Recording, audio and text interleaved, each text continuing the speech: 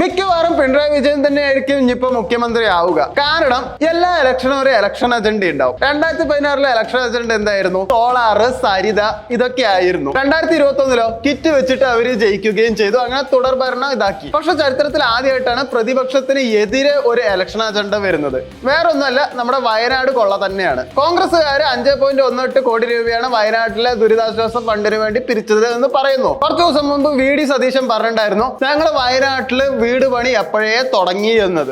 ഞങ്ങൾ കല്ലിട്ട് അവിടെ പണി തുടങ്ങി നിങ്ങൾ അന്വേഷിച്ച് നോക്ക്. എന്നാൽ കഴിഞ്ഞ പത്രസമ്മേളനത്തിൽ VD സതീശൻ പറഞ്ഞു 3.5 ഏക്കർ ഭൂമി വാങ്ങിയപ്പോൾ ഞങ്ങളുടെ പൈസ എല്ലാം തീർന്നു എന്നത്. അപ്പൊ എന്തിനാണ് VD സതീശൻ ഇങ്ങനെ ഒരു നുണ പറഞ്ഞത്? കൽപ്പറ്റയിലാണ് 200 വീട് പിണറായി വിജയൻ ഉണ്ടാക്കുന്നതെന്നൊക്കെ പറഞ്ഞിട്ട് ന്യൂസ് വന്നിട്ടുണ്ടായിരുന്നു. കുറച്ച് ഉള്ളിലോട്ടാണ് കോൺഗ്രസ്സുകാര് ബാക്കി 100 വീട് ഉണ്ടാക്കുന്നതെന്നും പറഞ്ഞിട്ടുണ്ടായിരുന്നു. ലീഗുകാര് 50 വീട് എന്തോ ഉണ്ടാക്കാന്നും പറഞ്ഞു. അവരത് ഉണ്ടാക്കിയിട്ടുമുണ്ട്. 3.5 ഏക്കർ നിലം, അതായത് നിലം തന്നെ.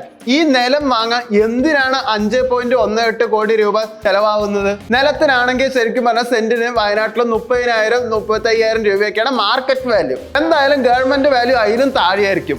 ഇതിന് എന്തിനാ ശരിക്കും പറഞ്ഞാൽ 5.18 കോടി രൂപ ചെലവായത്? പിണറായി വിജയനെക്കാട്ടിലും ഏറ്റവും വലിയ ക്രൗഡ് പുള്ളറാണ് ഷാഫി പറമ്പിൽ എന്നാണ് കോൺഗ്രസ്സുകാർ പറയുന്നത്. അതേപോലത്തെ ഒരു വ്യക്തിക്കും കോൺഗ്രസ്സുകാരനും വെറും 5.18 കോടി രൂപ മാത്രമേ പിരിക്കാൻ കഴിഞ്ഞുള്ളൂ.